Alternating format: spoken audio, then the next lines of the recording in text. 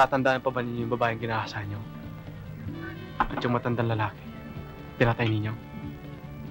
Yung babae, kapatid ko. Yung matandang lalaki, lolo ko. Wala kami pakialam sa sinasabi mo. Hindi namin nalalaman yun.